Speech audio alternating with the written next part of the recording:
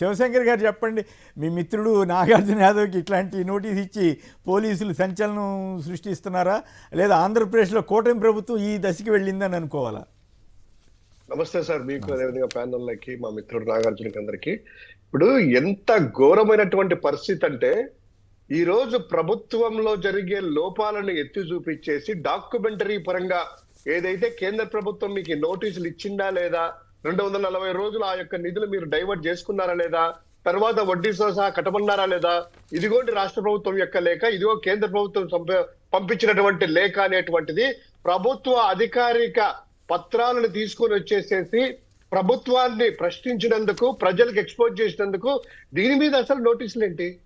ఏమని అన్నారా? ఒకవేళ నిజంగా ఇది తప్పైతే కేంద్ర ప్రభుత్వం అలా రాయలేదు, లేక ఇది వచ్చేసి ఫేక్ లేఖనో, లేకపోతే ఇంకా నిధులు లేవు, రాష్ట్ర ప్రభుత్వానికి ఏదైనా ఫేక్ లేఖలు మీరు క్రియేట్ చేశారు, ఇలాంటిది ఏదన్నా ఉంటే ఇదిగో దానికి సంబంధించిన ప్రభుత్వ అధికారుల నుంచి దానికి సంబంధించిన రిజాయిండరీ ఏదన్నా ఇవ్వాలి. నిజంగా ఇలా జరగలేదు, అలా జరగలేదు అనేటువంటి ప్రభుత్వం నుంచి ప్రతి డిపార్ట్మెంట్ నుంచి కూడాను పత్రికల ప్రముఖంగా ప్రచురించే విధంగా నోట్ అనేటువంటి తయారు చేసి, అయితే ఈ నోటీసులో పలానా కేసు అని రాసినట్లేరు, పలానా ఇష్యూని ఎవరో కంప్లైంట్ చేశారు, దాని మీద విచారణ నమోదు చేసాము, మేము విచారణలో భాగంగా మిమ్మల్ని ముద్దాయిగా గుర్తించడం అయిందని ఏ కేసు ఏంటో ఏమీ లేకుండా మరి అదే కేసు వివరాలు అందులో పొందపరచలేదు సార్. అక్కడికి వచ్చినటువంటి మిత్రుడు నాగార్జున ద్వారా తెలిసింది ఏంటంటే, పోలీసులు అడిగినప్పుడు ఎందుకయ్యా నన్ను అలా చేస్తారంటే, సార్ పలానా దాంట్లో అన్నారు, ఆ ఎఫ్ఐఆర్ పత్రాలు మాకు ఇవ్వండి అని అంటే, కంప్లైంట్ సంబంధించినటువంటి ఎవరు ఇచ్చారో ఇవ్వండి అంటే, అవన్నీ కూడా మేము ఇవ్వలేము, మా దగ్గర లేదు, అక్కడికి విచారణ రండి, లేదా ఆన్లైన్ లో రండి. ఆన్లైన్ లో బెటర్. మీరు అన్నట్టు ఇప్పుడు తీసుకెళ్లేసి ఈ కంప్లైంట్ ఆధారంగా, ఈ నోటీస్ ఆధారంగా ఇంకో కేసో ఫైల్ చేసేసి అచ్చం ఎక్కడా కూడా ఇప్పుడు ట్రాన్స్పరెన్సీ లేదు. ఏదైతే ఉన్నారో ఇదిగో ఎఫ్ఐఆర్ ఇలా ముద్రించాము, ఎఫ్ఐఆర్ ఆన్లైన్ లో పెట్టేటువంటిది లేదు. ఇప్పుడు ఎఫ్ఐఆర్ ఆన్లైన్ లో దొరకట్లేదు. అక్కడికి వెళ్ళిన తర్వాత రెడీగా పెట్టుకోవడము, ఆ మెజిస్ట్రేట్ ముందు వెళ్లే ముందరగానో అది తీసుకుని ఎఫ్ఐఆర్ కాపీలు అనేటువంటిది ఇస్తున్నారు. ఎందుకంటే ముందే ఇస్తే కోర్టుకు వెళ్తారో, లేదా ఆంటిసిపేటెడ్ బెయిల్ చేసుకుంటారో, క్లాస్ పిటిషన్లు వేస్తారో, కోర్టులో కూడా ఎన్ని కూడా నిలబడవు కదా, ఇంత ఎట్లా వేశారయ్యా కేసుకి ఎఫ్ఐఆర్ ఎలా పెట్టారనేటువంటిది పోలీసులు అక్షింతలు పడతాయి అనేటువంటి ఉద్దేశంతో వాళ్ళు పెద్దల ఒత్తిళ్లకు లొంగి ఇలా తీసుకెళ్లేసి విచారణ ఇచ్చాము, స్టేషన్ దగ్గర పౌరుల చట్టబద్ధమైన హక్కుల్ని ప్రభుత్వమే కాలు రాస్తే, పోలీసులే ఇట్లా చేస్తే ఇక ఈ ప్రజాస్వామ్యం ఆంధ్రప్రదేశ్లో ఎవరు కాపాడాలి? ప్రజలకు రక్షణ ఏమిటి? చాలా దారుణంగా ఉంది. మాబోటాలకైతే ఓ రకంగా కళ్ళమ్మట నీళ్లు తిరిగే పరిస్థితి క్రియేట్ చేస్తున్నారు చంద్రబాబు గారి ప్రభుత్వంలో.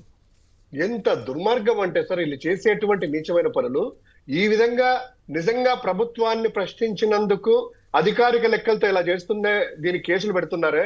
తెలుగుదేశం పార్టీ వాళ్ళందుకు నిన్న కూడా బరి తెగించేసి ఏదో ఒకటి జగన్మోహన్ రెడ్డి గారి మీద ఇంటర్నేషనల్ డాన్ అని చెప్పి, కొల్లం గంగిరెడ్డి డాక్యుమెంటరీ అని చెప్పి అఫీషియల్ గా సైకో అంటూ, లేకపోతే గొడ్డలి పార్టీ అంటూ విచ్చల విడిగా మాట్లాడడమే కాకుండా వీళ్ళ ఫేస్బుక్ లో, ట్విట్టర్ లో, అఫీషియల్ దాంట్లో ఈ రోజు పెట్టి తిరుగుతున్నారు.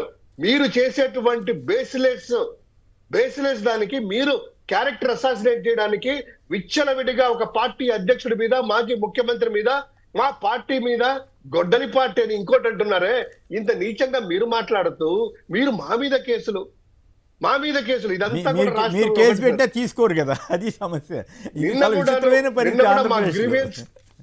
మాకు సంబంధించిన గ్రీవెన్స్ అధ్యక్షుడు నారాయణమూర్తి గారు అనేసి తాడేపల్లి పోలీస్ స్టేషన్ లో దాదాపు 40 నుంచి 45 కేసులు పెడితే ఒక్కటి కూడాను రాయలేదు.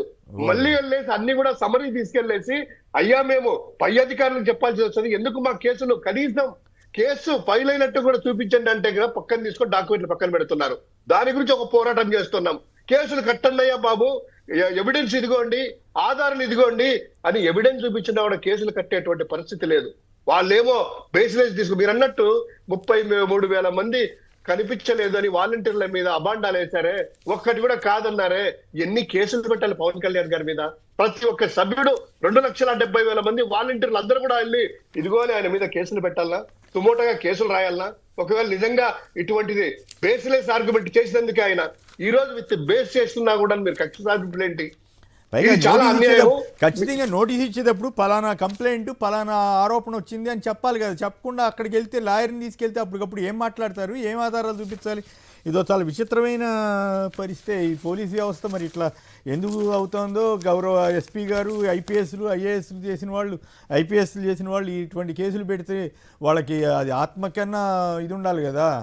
రైట్. ఖచ్చితంగా వాళ్ళు కూడా సార్ పోలీస్ అధికారులు కూడాను చేసేటువంటి నిజంగా ఏదన్నా ఎవిడెన్స్ అలాంటి జరిగితే కరెక్ట్గా ఉంటే చెప్పొచ్చు. కేసులు పెడితే తప్పులేదు, చట్టపరంగా ఎదుర్కొంటాము, తీసుకుంటాము. కానీ అన్యాయంగా అక్రమంగా వాళ్ళకేం చదువుకున్న వాళ్ళే కదా, పోలీసులు కూడాను ఓతు తీసుకున్న వాళ్ళే కదా, అన్బయాసుడ్ గా చేస్తాము, చట్టాన్ని కాపాడతాము, రాజ్యాంగాన్ని కాపాడతాం అనేసి ప్రమాణాలు చేసి వచ్చిన వాళ్ళే కదా.